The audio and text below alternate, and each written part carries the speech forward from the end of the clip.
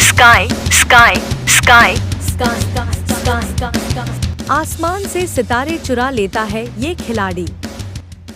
2024 का पुरुषों का T20 international world cup final हुआ भारत और साउथ अफ्रीका के बीच। साउथ अफ्रीका को अंतिम ओवर में 16 रन बनाने थे और स्ट्राइक पर था डेविड मिलर जैसा धमाकेदार बल्लेबाज। उसके सामने अंतिम ओवर डाल रहा था हार्दिक पांड्या। उसकी पहली ही गेंद पर मिलर ने जम के शॉट मारा और गेंद बाउंड्री के पार जाने के लिए उड़ने लगी। वो बाउंड्री के पार जा ही रही थी, तभी एक खिलाड़ी ने उसे हवा में ही लपक लिया और मिलर, जो इस गेंद पर छक्का पाने की उम्मीद में था, वह हक्का बक्का रहकर पेविलियन में वापस लौट गया। वो खिलाड़ी जिसने मिलर का कैच लपका था वो था सूर्यकुमार यादव। स्काई कहा जाता है उसे, शायद इसलिए कि वह आसमान से सितारे चुरा लेता है। साउथ अफ्रीका आज की तारीख में भी यह सोच नहीं पा रही है कि उसकी हार हुई तो हुई कैसे। वर्ल्ड कप के बाद सूर्या को भारतीय T20 टीम का कप्तान बनाया गया। पहला ही सीरीज हुआ श्रीलंका के सामने।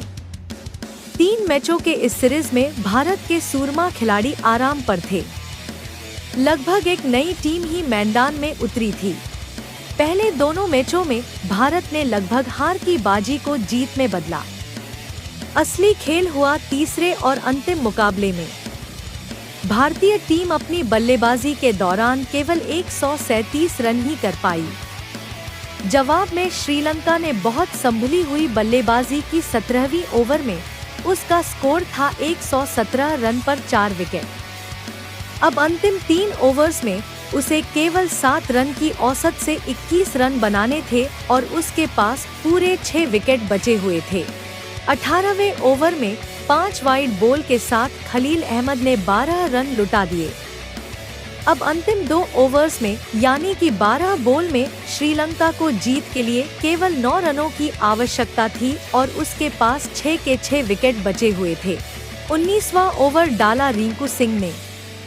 आपने उसका नाम एक धमाकेदार बल्लेबाज के रूप में जरूर सुना होगा, लेकिन क्या कभी एक बॉलर के रूप में उसे देखा या सुना था? और सूर्यकुमार ने उसे ही गेंदबाजी पर लगा दिया था। रिंकू ने गेंदबाजी करी और ऐसी करी कि केवल 4 रन देकर 2 विकेट झटक लिए। उसमें भी पहला विकेट तो सेट बैट्समैन कुशल परेरा का था। अब आया अंतिम ओवर और किसने डाला यह ओवर? स्वयं सूर्यकुमार यादव ने, captain leading from the front. और परिणाम क्या आया? श्रीलंका को इस ओवर में जीत के लिए 5 रन करने थे और उसके 4 बल्लेबाज अभी बाकी थे। उनमें से 2 आउट हो गए और रन हो पाए केवल 4, यानी कि मैच टाई हो गया। पक्की जीत टाई में बदल गई श्रीलंका के लिए। और जब सुपर ओवर डाला गया तो श्रीलंका के 2 विकेट 2 रन में ही गिर गए। भारत को सुपर ओवर में जीत के लिए करने थे 3 रन। सूर्यकुमार बल्लेबाजी करने आए और पहली ही गेंद पर चौका लगा के भारत की जीत का झंडा गाड़ दिया। श्रीलंका के ड्रेसिंग रूम में और पूरे पेविलियन में सन्नाटा छाया हुआ था कि यह क्या से क्या हो गया और कैसे हो गया। यह कमाल था सूर्यकुमार का। ना साउथ अफ्रीका को ना श्रीलंका को पता है कि हम हारे तो क्यों हारे। बस इतना पता है कि जो भी हुआ है वह केवल और केवल सूर्या के कारण हुआ है। जी हाँ, जहाँ सूर्यकुमार हो वहाँ ऐसा भी हो सकता है, क्योंकि यह खिलाड़ी आसमान से सितारे चुरा लेने का खेल जानता है। चलिए उसकी कुंडली देखते हैं। ये है सूर्यकुमार की कुंडली। कुंडली का 7वां स्थान सार्वजनिक जीवन का है और 10वां स्थान कर्म का है। इन दोनों स्थानों के बीच ही 9 में से 7 ग्रह हैं, जिनसे बड़ा ही शुभ सप्तमालिका योग बनता है। इन 7 ग्रहों में से सूर्य स्वगृही होकर कर्मस्थान को बलवान बनाता है, तो गुरु उच्च का होकर भाग्यस्थान को बल देता है। चंद्र वर्गोत्तम का बल पाए हुए है। बुध सूर्य के साथ मिलकर बुधादित्य योग बना रहा है। यह भी देखिए कि 7वें स्थान का मालिक शुक्र 10वें स्थान में है, 8वें स्थान का मालिक बुध 10वें स्थान में है, 9वें स्थान का मालिक चंद्र 8वें स्थान में है, तो 10वें स्थान का स्वामी सूर्य अपने ही घर में है। इस तरह सप्त मालिका योग करने वाले सारे के सारे ग्रह इस योग वाले 4 स्थानों में ही अपना अपना डेरा डाले हुए हैं। भाग्य की दृष्टि से यह बड़ा ही शुभ योग संयोग है। कुंडली के दूसरे स्थान में गुरु के घर का शनि है।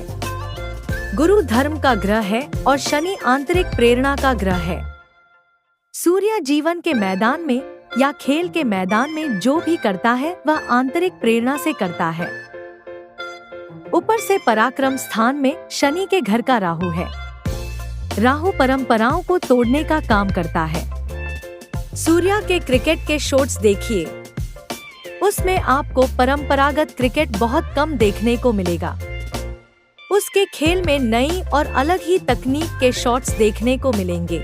कुल मिलाकर सूर्य की कुंडली उसे खेल के मैदान में आंतरिक प्रेरणा और परंपरागत क्रिकेट से अलग क्रिकेट खेलने का बल देती है।